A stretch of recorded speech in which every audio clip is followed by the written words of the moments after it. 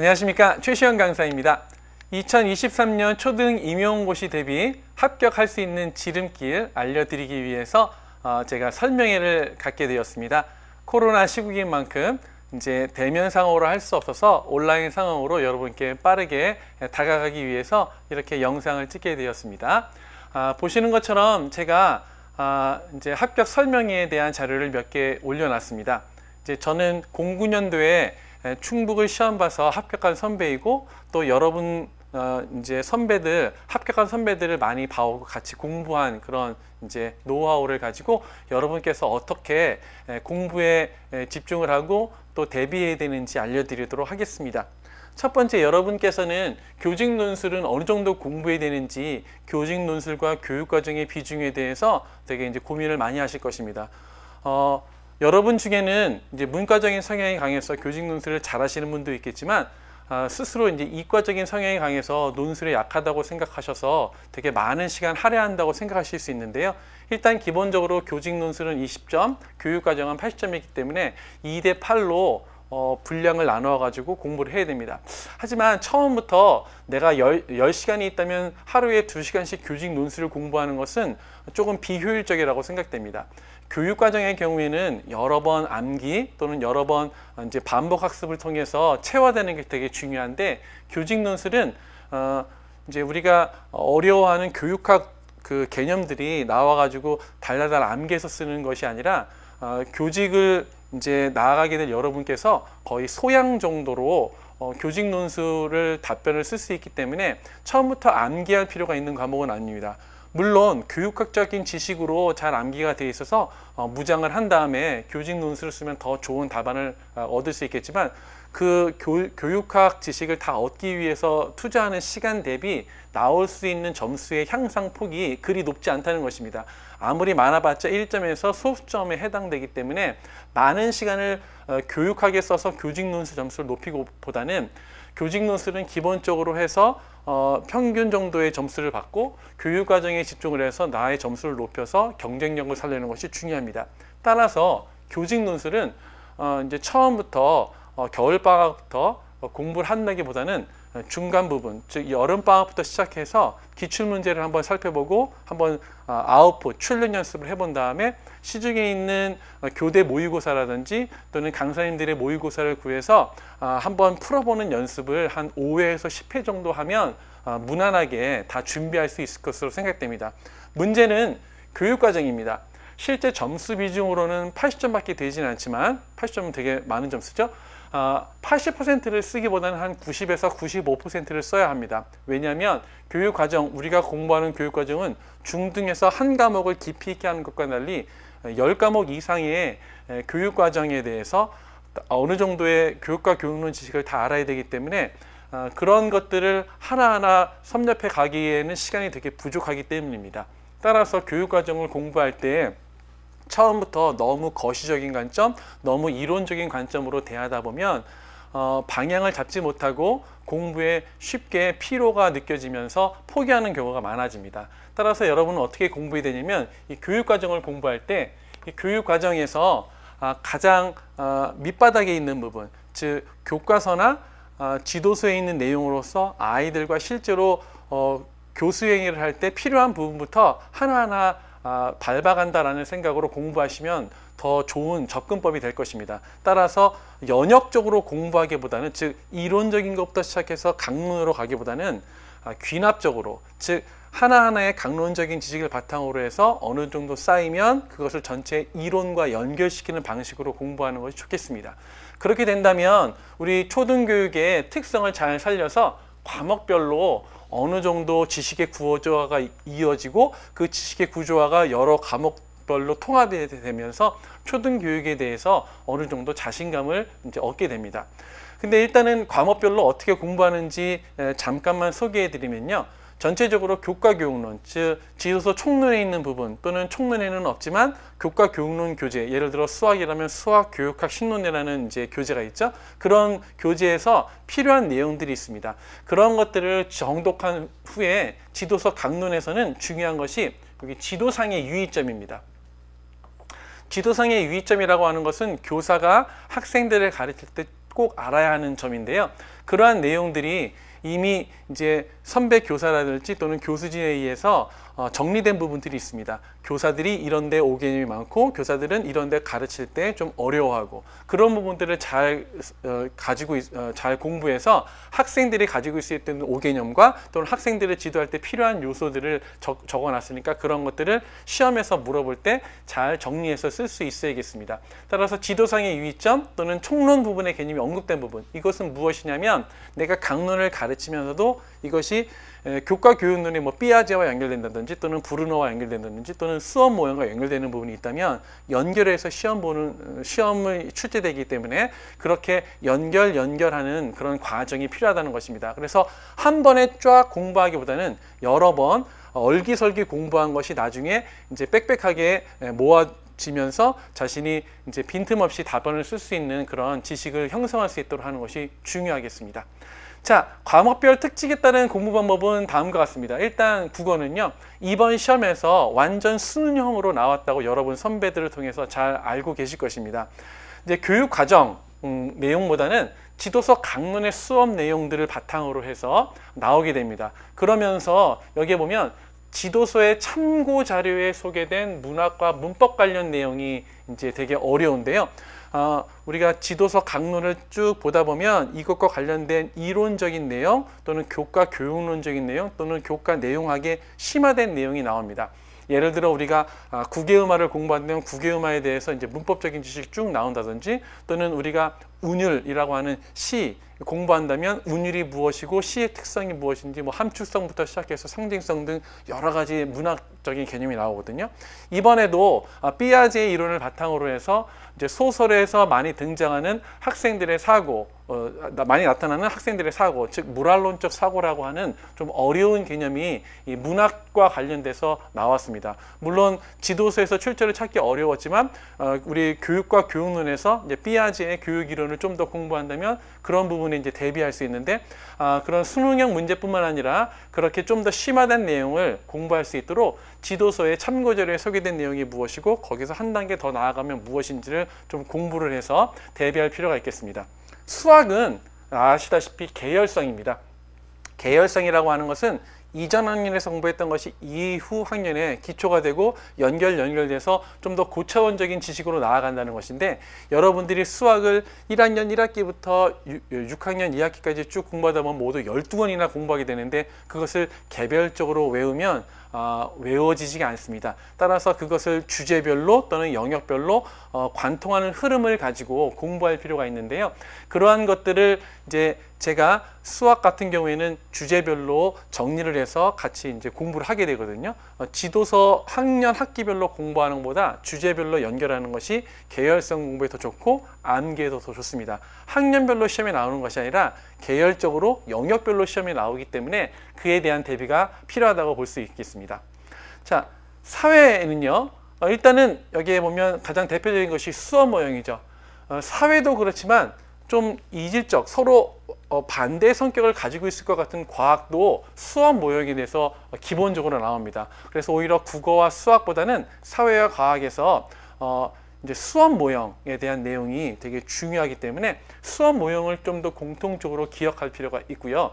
여러분들이 아까 얘기했지만 이제 거시적으로 먼저 하기보다는 미시적으로 할 필요가 있다는 것이 사회에도 수업 모형에 탐구학습이 있고 과학에도 탐구학습이 있는데 그 탐구학습이 서로 다릅니다. 그런데 그냥 다르다는 것으로 이제 공부하는 것이 아니라 다른 것을 공부한 다음에 그것을 연결시켜줘서 과학은 이과적인 특성이 있기 때문에 이게 먼저구나, 탐색이 먼저구나, 사회는 탐색이 나중이구나, 이런 것들을 서로 연계해서 공부할 수 있다면 암기에도 도움이 될 뿐만 아니라 교과 교육론적인 내용들을 서로 연계해서 공부할 수 있다는 장점이 있습니다. 그리고 다 아시다시피 이제 사회는 사회의 개념, 예를 들어서 인구 밀도랄지 또는 도시화 이런 개념들을 잘 알 수 있도록 공부하는 것이 필요한 것처럼 과학은 과학 이론이 아주 세세하게 나올 때 상당히 이제 어렵게 출제됩니다. 이번 시험 문제, 즉 2022년 대비 시험 문제에서는 과학이 그리 어렵지 않았지만 그 전년도에는 정말 어렵게 나왔고 어렵게 내자면 한두 끝도 없는 것이 과학이라는 걸 잘 알고 계실 것입니다. 따라서 여기 보면 이제 지엽적인 이론부터 강론의 실험 도구 및 순서까지 빠삭하게 알아야 되고 고득점을 위해서는 반드시 해결해야 될 문제이고요. 교사가 가진 5개념을 없앨 뿐만 아니라 초등학생들이 가진 5개념을 파악해서 그것을 어떻게 지도할지 잘 기억하고 있어야겠습니다. 그런데 뭐 총창통, 총론, 창체, 통합교과 같은 경우는 강론이 없는 과목이기 때문에 기출문제를 한번 보시면 그리 심하게 공부할 필요는 없겠다라고 해서 이제 이론적으로 기본 개념만 쌓으시면 되겠습니다. 그런데 얘도 7점 정도나 되기 때문에 실제로는 되게 효율적이다. 최소한의 투자로 최대 효과를 얻을 수 있다라고 볼 수 있습니다. 근데 최대의 이제 노력을 했는데 최소한의 효과를 얻을 수밖에 없는 것이 바로 도덕입니다. 도덕은 4점밖에 되지 않지만 도덕을 문제를 맞추기 위해서는 도덕 심리학이랄지 또는 철학적인 기초가 지도서 총론에 나오거든요. 근데 그게 여러분들이 한번 읽어서는 이해하기 되게 어렵기 때문에 좀 더 원서로 가가지고 그 내용들을 살로 붙여주고 키워드가 무엇인지 좀 알 필요가 있습니다. 따라서 저는 이제 도덕 교육의 윤리적 심리적 기초가 나온 도덕 교육론 책을 바탕으로 제 교재를 이제 완성을 해서 여러분이 조금 더 심화된 이론을 알고서 문제를 풀 수 있도록 도움을 드릴 텐데요. 하지만 도덕 같은 경우에는 이제 강론 지식이 나오기보다는 이론적 지식이 나오기 때문에 이론은 강론보다 이해하기가 상당히 어렵죠. 따라서 조금 많은 시간을 투자하지만 조금은 이제 점수 배점이 좀 적어서 약간 아쉬운 과목이다. 따라서 여러분들이 이제 효율적으로 공부하겠다라고 한다면 이제 순서가 효율성을 높일 수 있는 총창통이랄지 자신의 전공 과목부터 시작해서 이제 조금 이제 많은 투자 대비 이제 출력이 좀 적을 수 있는 그런 과목들로 이렇게 전이할 필요가 있겠습니다. 실과 같은 경우는 이제 내용상으로 사실 5, 6학년만 나오고 이론적인 바탕이 나오는 도덕과 달리 되게 실제적인 것이기 때문에 또 실제적인 것은 한번 외우면 사실은 잘 까먹지 않습니다. 예를 들어 이제 제가 재활용 한다 그러면 재활용을 어떻게 하는지 실물을 보고 이제 우리가 매일 생활에서 느끼기 때문에 암기에는 조금 더 좋다. 왜냐하면 이론적인 내용을 보는 도덕보다는 실과가 좀 더 실제적인 내용이라서 좋기 때문에 얘도 이제 4점이지만 이제 학년 대비도 그렇고 이제 여러분이 접근하기에도 좀 더 쉬운 과목이 된다라고 볼 수 있습니다. 체육은 여러분 선배들이 이제 말을 들어서 다 아시겠지만 되게 시시콜콜하게 지엽적인 부분이 나옵니다. 이번 시험에서도 되게 이제 지엽적인 부분이 나왔는데 또 이제 배점이 많기 때문에 투자할 만한 가치도 있고 우리가 이제 고득점을 하기 위해서는 체육의 암기 과목을 이제 반드시 커버해야 되는 그런 요소가 있다. 좀 기억하도록 하시고요. 자, 미술과 음악 같이 예체능 교과이지만 사실은 미술보다는 음악이 상당히 난이도가 높다. 그리고 문제도 국악과 서양악이 5대5로 탁 나오면서 한 문제, 5문제가 나오는데 두 문제는 국악, 2문제는 이제 양악, 다음에 한 문제는 교육과정의 내용을 바탕으로 해서 딱 이렇게 이제 잘 짜여진 문제가 나옵니다. 그런데 대부분의 이제 남자 선생님 같은 경우에 이제 화성이랄지 이제 화음 찾는 거, 피아노를 잘 배운 사람이 그리 많지 않기 때문에 좀 어려워하고, 근데 여자 선생님 같은 경우도 이제 피아노를 잘 하지 못하시는 분들은 그런 부분이 상당히 어렵고, 다음에 국악보를 보면서 민요를 딱 캐치해내는 것이 상당히 어렵고, 이번에는 거기에다가 더 나아가서 국악을 이제 정관보로 읽어야 하는 그런 되게 어려운 시험 문제가 나왔습니다. 근데 제가 이제 초등 음악교육과 전공이니까 그런 부분들을 여러분이 잘 해결할 수 있도록 이제 갈무리해서 잘 드리도록 할 것이고요. 미술은 내용 체계를 암기하는 것을 빼놓고는 이제 강론 위주로 암기하면 되기 때문에 하지만 이제 음이라고 하는 것은 한번 시간이 지나가면 기억하기가 좀 힘든데, 미술 같은 경우는 이제 도판을 보면서 할 수 있기 때문에 조금은 쉽게 접근할 수가 있는 과목이다. 그리고 뭐 영어는 다 아시다시피 저를 이제 선택하시는 분들은 제가 중등 영어를 전공했고 영어 교사였고, 그다음에 영어에 대해서는 여러분에게 확실하게 스키마를 이제 활성화시킬 수 있고, 다음에 가장 기본이 될 것들만 추려가지고 암기하게 하기 때문에 별로 어렵지 않게 여러분들이 정복할 수 있을 것입니다. 이번에 영어 시험이 조금 어렵게 출제되었습니다. 그래서 그 영어 시험을 어떻게 대비하는지 이따가 이제 실제 문제를 통해서 한번 살펴보겠습니다. 근데 이제 여러분들이 많이 질문하시는 것들이 이 암기, 정말 해야 되는지 또는 반복학습을 해야 되는지에 대해서 많이 고민을 합니다. 실제로 반복이나 암기라고 하는 것이 상당히 어려운 것이죠. 근데 저는 반복과 암기를 같은 것으로 놓지 않고 다른 것으로 놓고 싶습니다. 암기라고 할 때는 진짜 하나도 토시 하나 틀리지 않고 다 암기를 해야 되는데, 반복이라고 하는 것은요, 우리가 물론 암기까지, 높은 수준의 암기까지, 그러니까 하나도 틀리지 않고 다 암기하는 것이 최종 목표가 될 수 있겠지만, 사람이라면 그렇게 할 수 없다는 것을 다 알고 계실 것입니다. 저도 나이가 들어서 교대에 들어가서 암기를 하다 보니까 자꾸 놓치고 하는 부분이 너무 많아서 짜증나고 너무 힘들었습니다. 하지만 반복하다 보니까 완벽하게 암기는 못해도 체득을 하게 도와준다는 것입니다. 그래서 내가 자꾸 지도서나 또는 요약된 내용을 볼 때 수업 상황을 생각하면서 계속 반복해서 보다 보면 실제 시험도 수업 상황을 놓고 이론적인 내용을 물어보기 때문에 수업 상황을 자꾸 상기하면서 내가 시험 문제를 풀려고 하면 이전에 배웠던 내용들이 스물스물 나와서 이제 아웃풋으로 나올 수 있게 한다는 것이죠.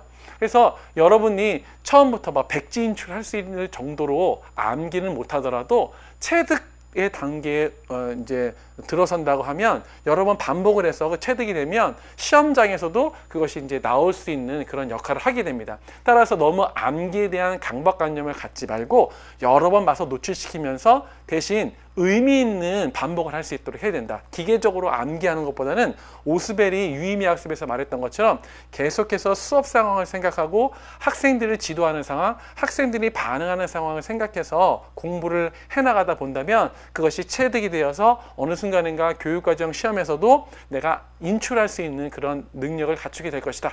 이렇게 기억하시면 좋겠습니다. 물론 암기 능력이 탁월해서 외우고 들어가면 더 좋겠지만 그렇지 않더라도 너무 괴로워할 필요는 없다. 그리고 한 가지 노하우를 이제 더 언급하면 내가 중요하다고 생각하는 부분, 그렇죠? 읽어보면 이제 중요하다고 생각하는 부분이 떠오를 것이고, 그다음에 다른 사람이 중요하다고 생각하는 부분 이제 있을 수 있겠죠.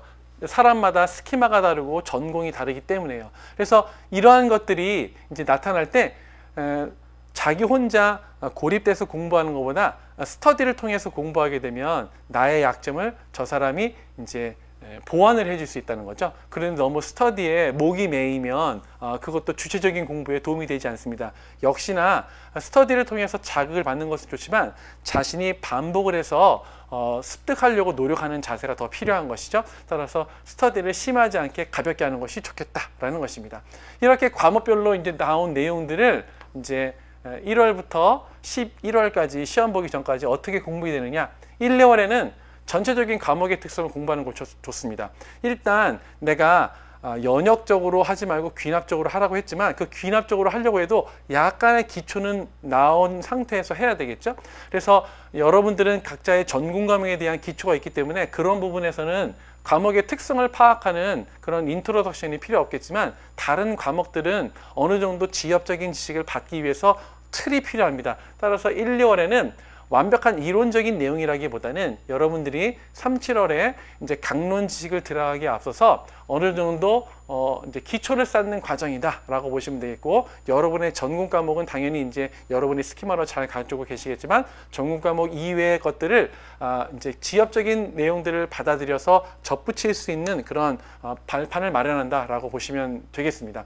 그러면서 저는 이제 전체 과목 개별적인 과목의 특성뿐만 아니라 전체 초등교육에서 무엇이 중요하고 어느 것에 초점을 맞춰야 되는지 이제 포커스를 맞춰드리도록 하겠습니다.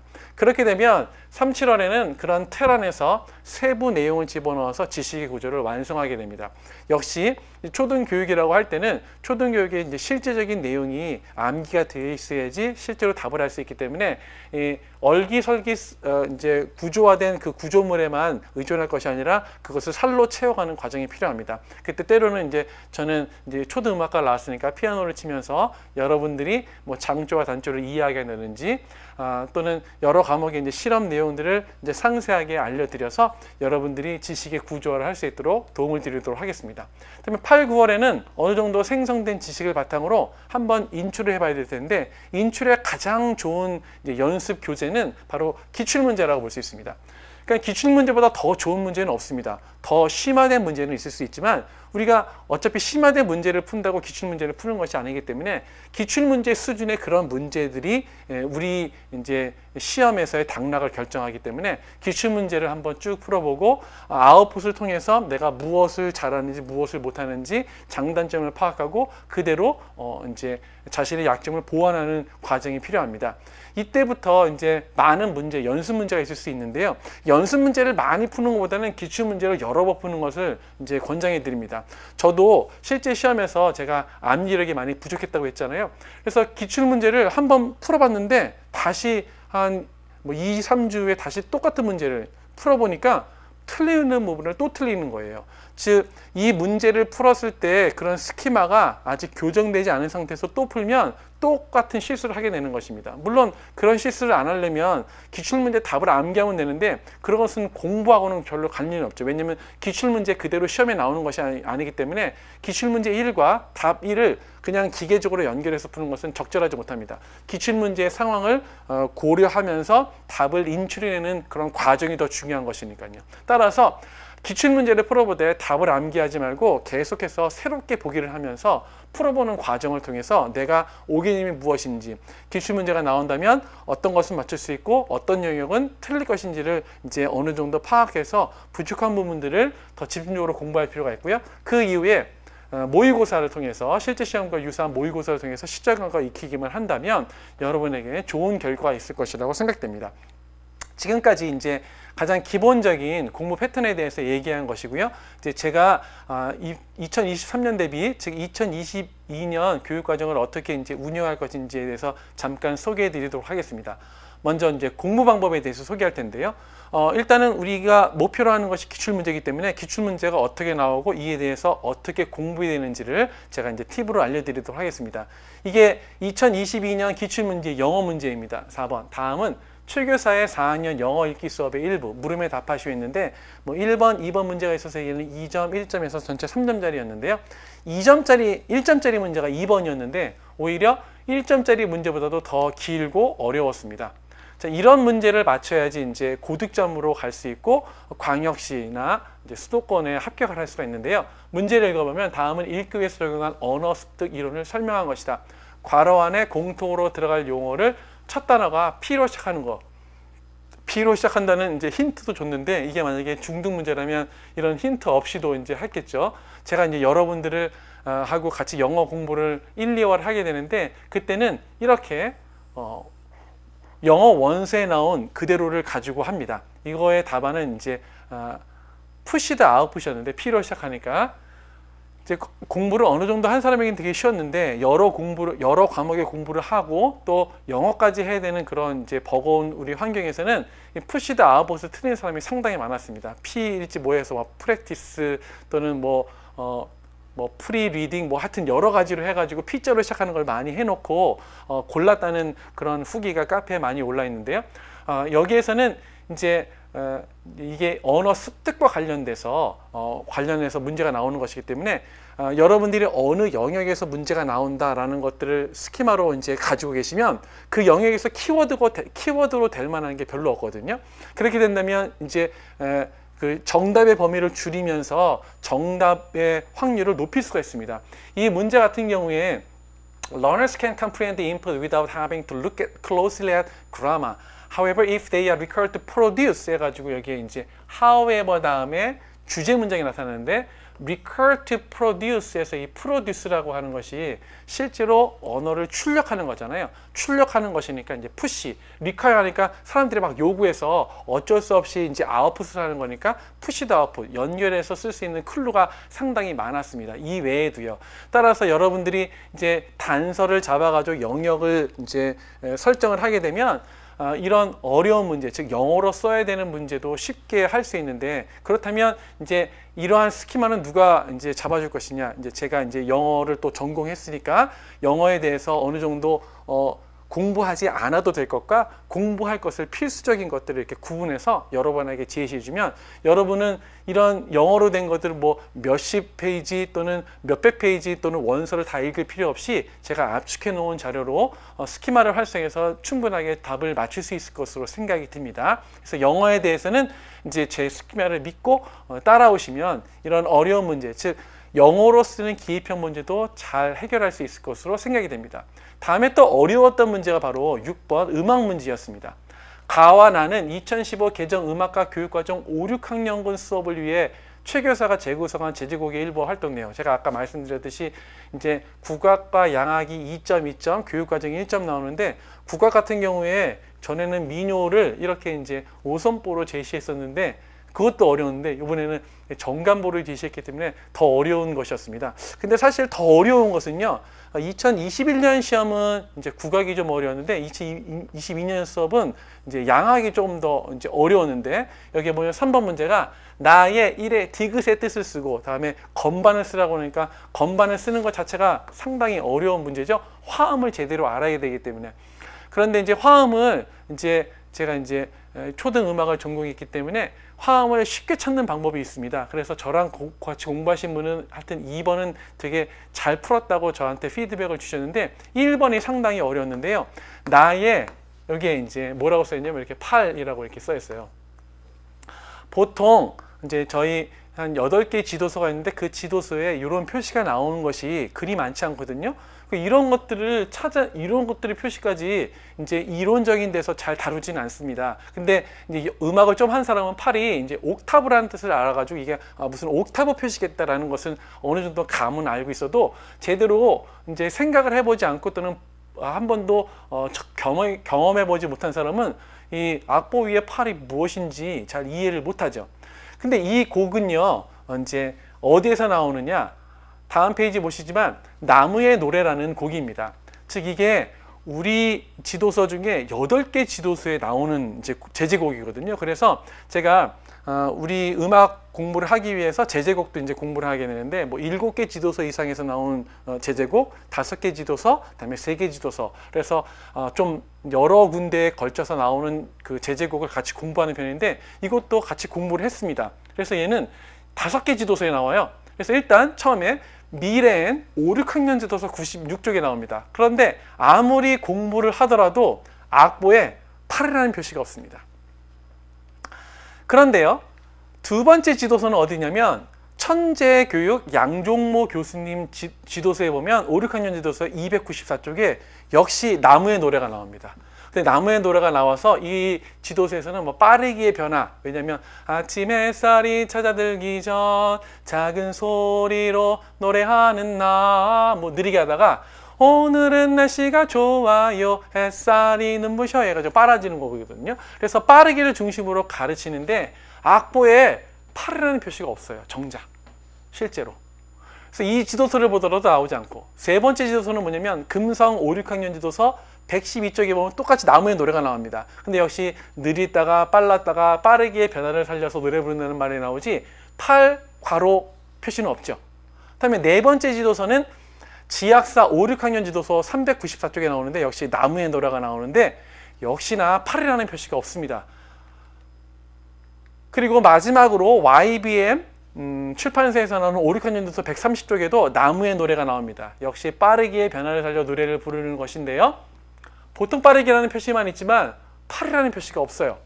따라서 나무의 노래가 제제곡으로 나왔다는 것은 인정을 합니다. 그래서 5개 지도서가 다 나왔는데 그 5개 지도서를 아무리 열심히 공부하더라도 악보 자체에 8이라는 표시가 없기 때문에 8이라는 기호가 뭘 의미하는 것인지 쓰기가 상당히 어려웠다는 거죠. 그런데 다음에 마지막으로 5, 6학년 지도서 286쪽을 보면 제제곡은 이제 다르거든요. 제제곡은 저 넓은 들과 높은 산 흐르는 시냇물 나무의 노래는 아닌데 나무의 노래가 아닌 다른 제제곡 동아출판사 제제곡에서 여기에 8이라는 표시가 있습니다. 요거를 좀 더 확대해서 보면요 이렇게 나오는데요. 기하갑주를 해요 써놓고 여기 이제 8이라고 표시를 해놓고 노래를 부를 때는 악보의 높이 들을 소리가 나고 리코더로 연주할 때는 악보보다 한 옥타브, 그래서 여기 옥타브라는 표시가 나오죠. 그런데 저는 이 학습을 한 것이 이 제제곡으로는 하진 않았지만 제가 음악 강론을 위해서 음악 완전 학습이라는 걸 이제 같이 했습니다. 그래서 전체적으로 일반적인 수업을 가면서 강론 내용을 좀 더 심화하기 위해서 제가 가장 좋은 지도서라고 생각하는 몇 개의 지도서를 골라가지고 음악과 과학, 그다음에 사회과 같은 경우에 좀 더 심화된 내용으로 수업을 했는데요. 제가 수업한 내용을 이제 실제로 이제 보여드리도록 하겠습니다. 이제 작년에 찍은 것인데요. 반갑습니다. 여기 이제 수업할 때 이제 보시면 지금 리코더, 멜로디언, 탬버린, 트라이앵글 등으로 자 노래를 부르는 합주를 하는 것이 나옵니다. 그래서 기악 합주를 해요.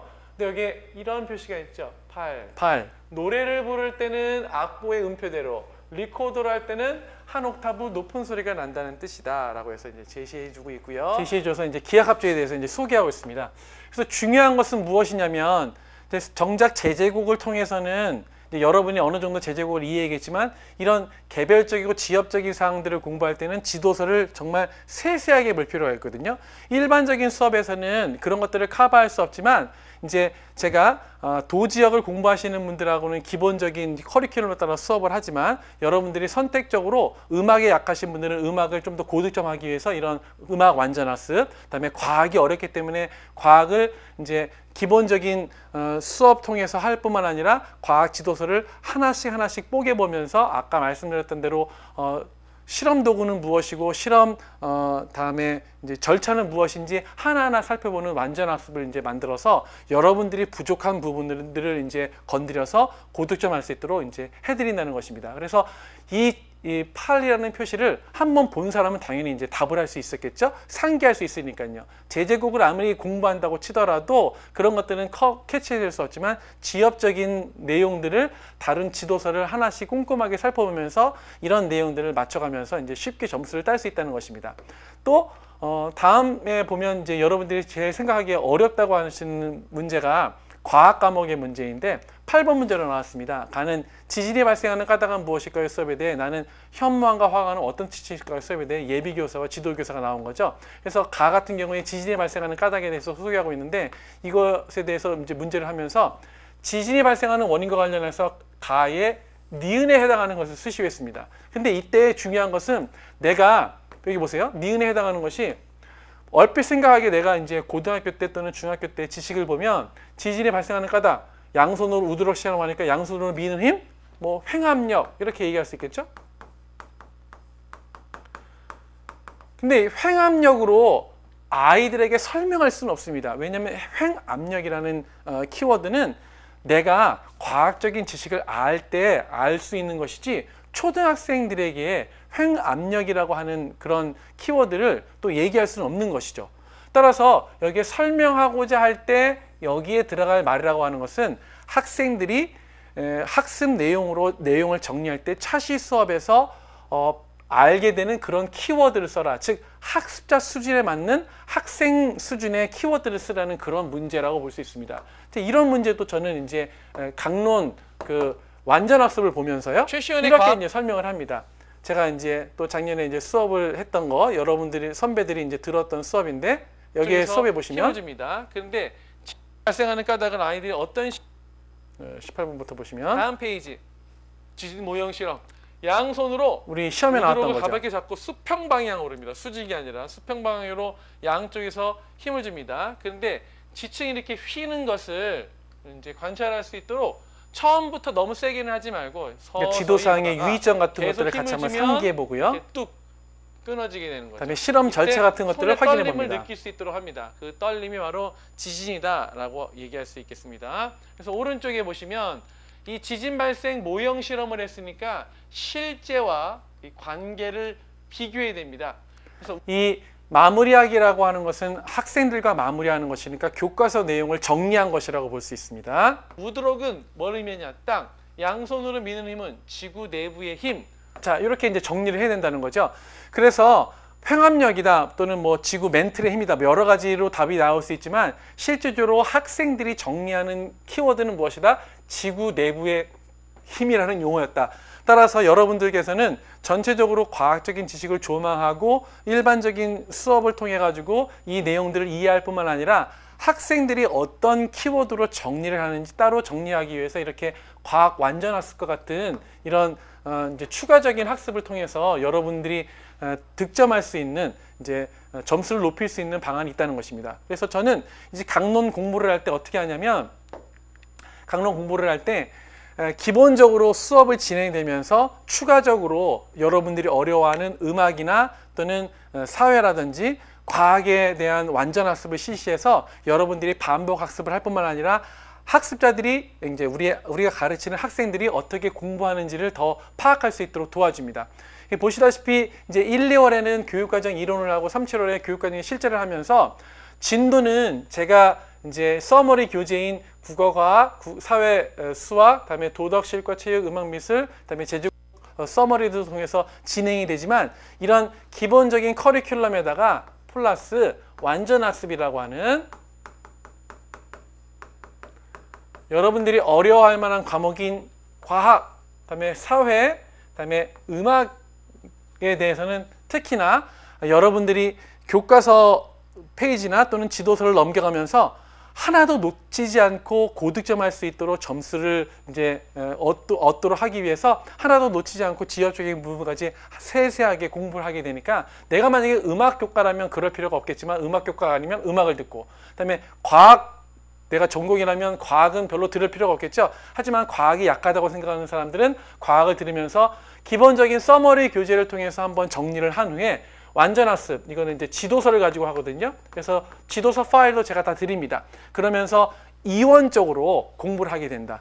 그리고 경쟁률이 낮은 지역에서는 이 기본 서머리 학습을 통해서 공부만 해도 되겠지만 경쟁률이 더 높은 지역이나 고득점이 필요하신 분들은 이 완전학습, 지도서 뽀개기를 통해서 이원적으로 공부함으로써 저 지역적으로 나올 수 있는 문제까지 다 커버해서 여러분들이 잘 할 수 있도록 하겠습니다. 그다음에 이번에는 이제 이전에 문의가 되게 많이 들어오는데 객관식 시절에 나왔던 문제들에 대해서 이 문제의 답은 무엇이죠? 어떻게 이 답이 나오게 되었습니까? 라고 질의 응답하시는 분들이 많아서 여기에다가 하나 더해서 기출문제까지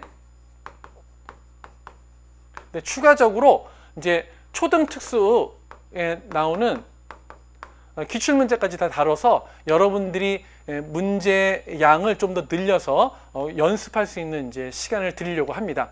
그래서 이런 커리큘럼으로 이제 진행하다 보면 여러분들이 저의 교육과정만 따라오시다 보면 한 번만 듣더라도 반복 학습이 이루어집니다. 1, 2월에 이론을 해서 전 과목을 하면서 3, 7월에 다시 한번 강론을 통해서 살을 채우면서도 반복 학습하고 다음에 기출 분석을 통해서 다시 한번 과목에 대해서 확인한 다음에 정리를 하게 되면 거기에다가 추가적으로 지도서 완전학습이나 또는 다른 객관식 시절의 기출문제라든지 또는 초등특수의 기출문제를 가지고 반복 학습을 하다 보면 기본적으로 5번 또는 이제 여러분들이 따로 공부하는 시간까지 합해서 10회독 할 수 있는 그런 이제 커리큘럼이 마련되어 있다. 그런데 이 반복 학습이라고 하는 것은 그냥 철저하게 암기를 한다기보다는 체화되어서 시험장에 가서 인출할 수 있을 정도의 그런 이제 인지적 정착까지 이루어지는 것이다라고 편한 마음을 갖고 계신다면 공부를 할 때 조금 더 수월한 마음으로 임할 수 있을 것 같습니다.